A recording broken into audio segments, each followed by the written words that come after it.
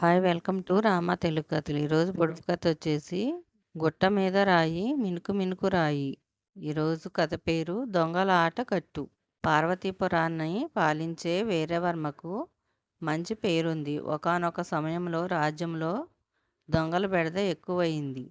దొంగతనాన్ని ఎలా అరికట్టాలో తెలియక మంత్రితో సమాలోచనలు చేశాడు రాజు. ప్రభు, ఇదంతా వేరే రాజ్యానికి చెందిన వారి పనేనని ఖచ్చితంగా చెప్పగలను. కాబట్టి ఇక్కడికి కొత్తగా వచ్చేవారు పేదరాశి పెద్దమ్మనే ఆశ్రయిస్తుంటారు అన్నాడు మంత్రి. అయితే భటులను మారువేషంలో అక్కడికి పంపి వాకబు చేయించండి అని ఆదేశించాడు రాజు. 2 రోజులు గడిచాక మారువేషంలో పేదరాశి పెద్దమ్మ వసతి గృహానికి వెళ్ళిన భటులు ఓ నివేదిక తెచ్చారు. ఆమె కొన్ని పావురాలను పెంచుతున్నట్లు, వాటిని అక్కడ ఉండేవారు ఇళ్లకు తమ క్షేమ సమాచారం పంపించేందుకు అద్దెకు ఇస్తుంటుందని అందులోని సారాంశం. ఆ మాటలతో రాజుకో అనుమానం వచ్చింది. తన దగ్గరున్న చిలుక సాయంతో ఆ అనుమానాన్ని నివృత్తి చేసుకోవాలనుకున్నాడు. మరునాడు మంత్రితో కలిసి మారువేషంలో పేదరాశి పెద్దమ్మ వసతి గృహానికి వెళ్ళాడు రాజు. అప్పటికే పెద్దమ్మ పావురాలకు గింజలు చల్లుతూ కనిపించింది. పావురాలంటే అంత ఇష్టమా అని అడిగాడు మంత్రి. ఇష్టమే, ఎందుకంటే ఇవి మామూలు పావురాలు కాదు అంటూ గొప్పగా చెప్పుకుంది పెద్దమ్మ. ఏమిటా గొప్ప అని అడిగాడు మంత్రి. ఉత్తర ప్రత్యుత్తరాలు జరిపే సాధనాలివి. మనం రాసే లేఖలను సమాధానాలు తెచ్చే నమ్మిన బండ్లు అందామె. మా దగ్గరున్న చిలక కూడా సామాన్యమైనది కాదు. దాని గొప్ప దానికుంది అన్నాడు రాజు. ఏమిటా ప్రత్యేకత అడిగింది పెద్దమ్మ. చిలకమ్మ, నీ ప్రతిభ ఏమిటో చూపించు అని రాజు అనటంతో మీ పేరు చెప్పండి అంటూ పెద్దమ్మను అడిగిందా చిలుక. పెద్దమ్మ ఆశ్చర్యపోతూ తన పేరు చెప్పింది. వెంటనే పెద్దమ్మ వారికి నమస్కారం అంది. చిలక, భలే భలే మాట్లాడే చిలక, మీరు మాలాగే పక్షి ప్రేమికుల్లా ఉన్నారే. ఈ చిలకను నాకు అమ్ముతారా అని అడిగిందామె. మాకు దీన్ని అమ్మే ఉద్దేశం లేదు. మాది పొరుగు దేశం. వేరే పని మీద చాలా దూరం వెళ్ళాల్సి వచ్చింది. కొద్ది రోజులు మీరు దీన్ని సంరక్షణ చూడాలి. అందుకు కొంత డబ్బు కూడా చెల్లిస్తాం అన్నాడు రాజు. అలాగే, మీ క్షేమ సమాచారాలు ఇంటికి పంపుకోవాలంటే మా పావురాలను ఉపయోగించుకోండి అంది పెద్దమ్మ. ఇప్పుడు అవసరం లేదు, కానీ తిరిగొచ్చాక వాటి సేవలను వినియోగించుకుంటామని పంజరంతో పాటు చిలుకను అప్పగించి వెళ్ళిపోయారు ఇద్దరు. వసతి గృహం గుమ్మం ముందే ఆ పంజరాన్ని ఉంచింది పేదరాశి పెద్దమ్మ. అక్కడికి వచ్చేవారందరి పేర్లు అడిగి పలకరిస్తుండేదా చిలుక. 5-6 రోజుల తర్వాత మారువేషంలోనే రాజు, మంత్రి అక్కడికి మళ్ళీ వెళ్ళారు.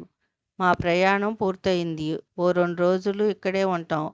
వసతి ఏర్పాటు చేయండి. ఈలోగా మా క్షేమ సమాచారాన్ని ఇంటికి చేరవేసేందుకు ఓ పావురం కావాలని పెద్దమ్మను అడిగాడు రాజు.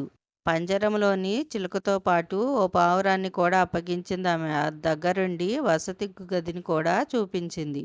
గదిలోకి వెళ్ళిన వెంటనే ఇక్కడికి తరచూ వస్తున్న వ్యక్తి పేరేమిటి అని చిలుకని అడిగాడు రాజు. వీరవర్మ, సూరిబాబు అంటూ టక్కున జవాబిచ్చింది. ఆ తర్వాత మంత్రితో సమాలోచనలు జరిపాడు రాజు. ఈ పావురాన్ని మచ్చిక చేసుకుంటూ గింజలు వేయసాగారు.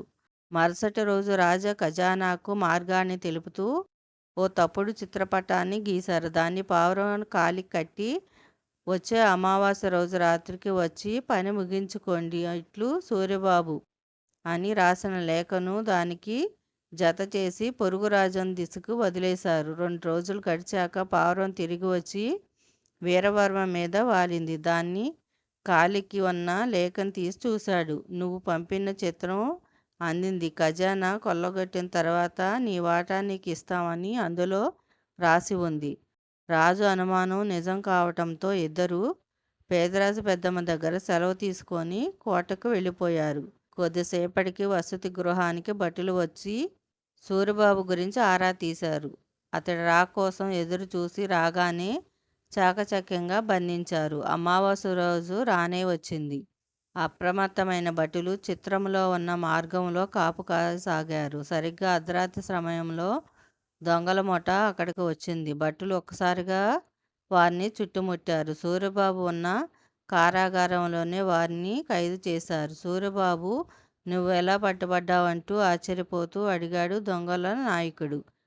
అన్నీ జాగ్రత్తలు తీసుకున్నా, అయినా ఎలా దొరికిపోయానో నాకు అర్థం కావటం లేదు. మరి మీరు అని అడిగాడు సూరిబాబు. నువ్వు పావురం ద్వారా పంపిన లేఖ ఆధారంగా వచ్చి పట్టుబడ్డాం అన్నాడు దొంగల నాయకుడు. నేను ఏ లేఖ పంపలేదు. ఎవరో తెలివిగా మన వేలుతోనే మన కళ్ళు పొడిచినట్లున్నారు అంటూ వాపోయాడు. సూరిబాబు అబద్ధం, అవినీతి, దొంగతనం ఒకరోజు కాకపోయినా మరొక రోజుకైనా బయటపడుతుందని మన పరిస్థితి చూస్తే తెలుస్తుందంటూ దిగులు పడ్డాడు దొంగల నాయకుడు. ఇంతలో భటులు వచ్చి వారి వద్ద ఉన్న సొత్తును స్వాధీనం చేసుకొని బాధితులకు అందించారు. దాంతో పోయిందనుకున్న సొమ్ము తిరిగి దక్కినందుకు వారంతా రాజుకు జైజేలు పలికారు. ఈరోజు కథ ఇంతేనండి. పొడుపు కథకు ఆన్సర్ ముక్కుపడక.